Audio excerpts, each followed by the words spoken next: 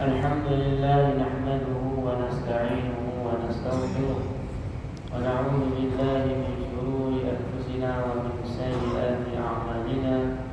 من يهده الله فلا مضل له ومن يضلل فلا هادي له.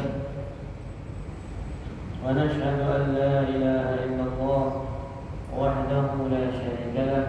ونشهد أن سيدنا محمدا عبده ورسوله صلى الله عليه وعلى آله وصحبه وبارك وسلم تسليما كثيرا. أما بعد، أعوذ بالله من الشيطان الرجيم. فاذكروني أذكركم واشكروا لي ولا تكفرون. صدق الله العظيم. وقال عليه الصلاة والسلام: مثل الذي يذكر ربه والذي لا يذكر ربه مثل الحي والميت، أو كما قال عليه الصلاة والسلام.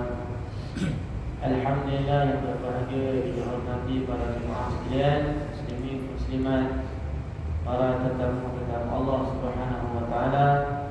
Mudah-mudahan sentiasa kita semua dirahmati oleh Allah Subhanahu wa taala, sentiasa dirahmati, dikasihi, dicintai, seterusnya membawa kita kepada keredaan Allah Subhanahu wa taala yang berkekalan di dalam jannah insya-Allah. Amin amin ya rabbal alamin. Amin.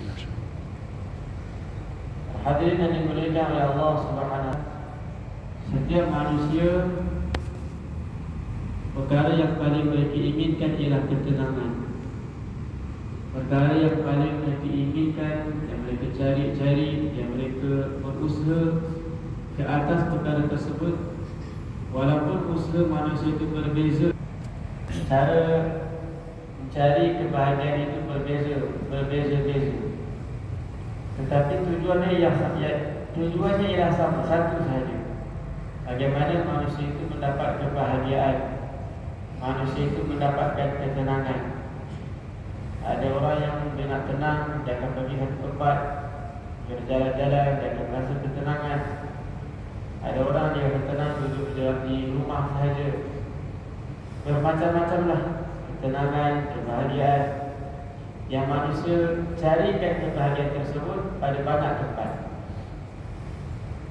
Tetapi ketenangan dan kebahagiaan yang Allah Subhanahu wa taala jadikan untuk manusia hanya dengan mengingati Allah.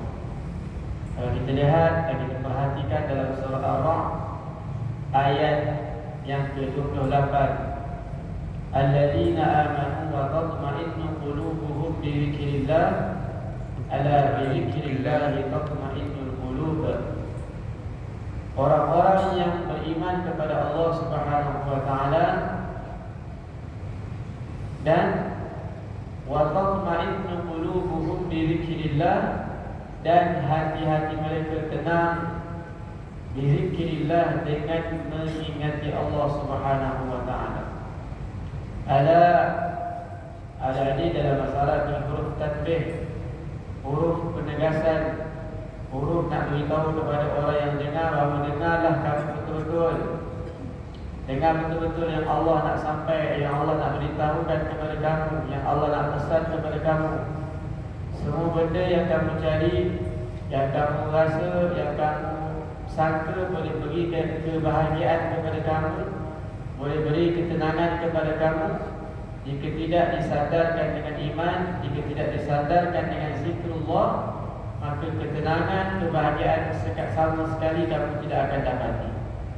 Ala bi zikrillah tatma'innul qulub, denganlah betul-betul, fahamlah betul-betul bi zikrillah, dengan mengingati Allah, dengan mentaati Allah, dengan sempurnakan perintah Allah, tatma'innul qulub, hati seorang manusia akan menjadi tenang.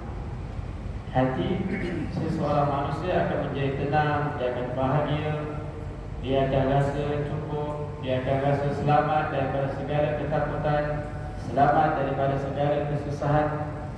Apabila dia berpegang dengan tali Allah, sentiasa memperbanyakkan zikir kepada Allah, sentiasa taati perintah Allah Subhanahu wa taala. Di dalam ayat yang lain Allah Subhanahu wa taala sebutkan keadaan manusia yang mana duduknya, dirinya, baringnya sentiasa mengingati Allah Subhanahu wa taala.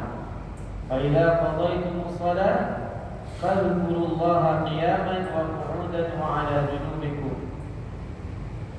Fa idza qadaytumus shalah, apabila kamu telah selesai daripada salat.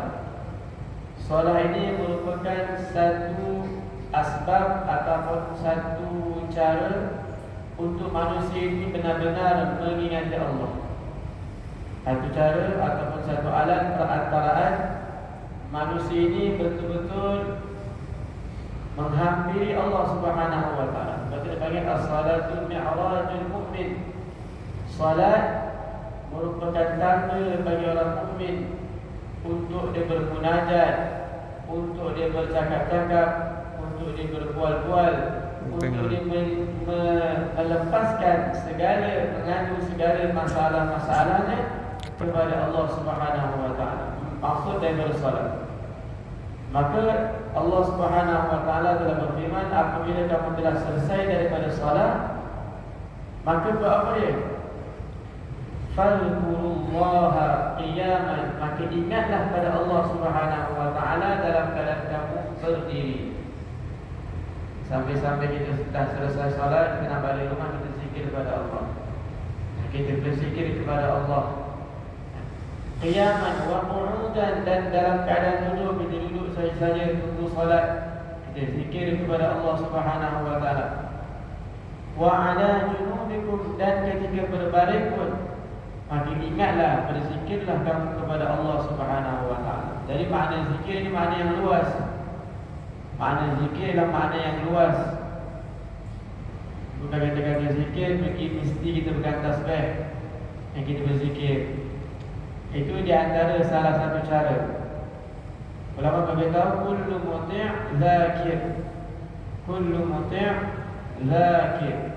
Setiap perkara yang membawa kamu kepada ketaatan, setiap perkara yang membawa kamu kepada ketaatan, yang membawa kamu kepada ketaatan, yang membawa kamu ingat kepada Allah, yang membawa kamu ingat kepada Rasulullah sallallahu alaihi wasallam, yang membawa kamu ingat akhirat, maka itu semuanya adalah zikir, adalah ingat Allah Subhanahu wa taala. Masuk pasar, yang kita kata pasar itu tempat yang lalai, yang tempat orang bising-bising, tempat orang menjual beli, masing-masing memanggil pelanggan, mari-mari, kedai saya ini murah, itu ini bagus, ini macam-macam punya suara.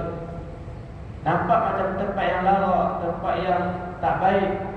Tetapi kalau kita masuk pasar dengan membaca doa yang diajarkan oleh Nabi sallallahu alaihi wasallam, la ilaha illallah wahdahu la syarika lah, lahul mulku wa lahul hamd, lahul mulku wa lahul hamd wa lahul hamd wa huwa hayyun la yamut bi yadihi al-khair innaka ala kulli syai'in qadir. Kita masuk ke dalam pasar dan kita katakan pasar ini tempat yang lawa, tempat yang tak bagus. Tetapi kalau kita masuk dengan membaca doa ini, maka Allah bagi sejuta pahala. Allah bagi sejuta pahala. Allah angkat darjat, Allah ampunkan dosa. Walaupun masuk di shopping kompleks, tempat membeli belah, di dalamnya Masya Allah bermacam-macam keadaan. Ada yang tutup auratnya, ada yang terbuka auratnya.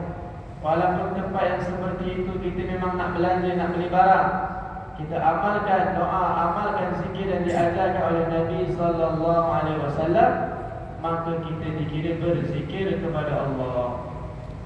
Walaupun tempat yang ghaflah, tempat yang lalai, dengan kita menjaga pandangan, dengan kita menjaga perkataan, tundukkan pandangan seperti mana yang diajarkan oleh baginda Nabi sallallahu alaihi wasallam. Walaupun kita katakan tempat yang penuh dengan maksiat, tetapi kita kawal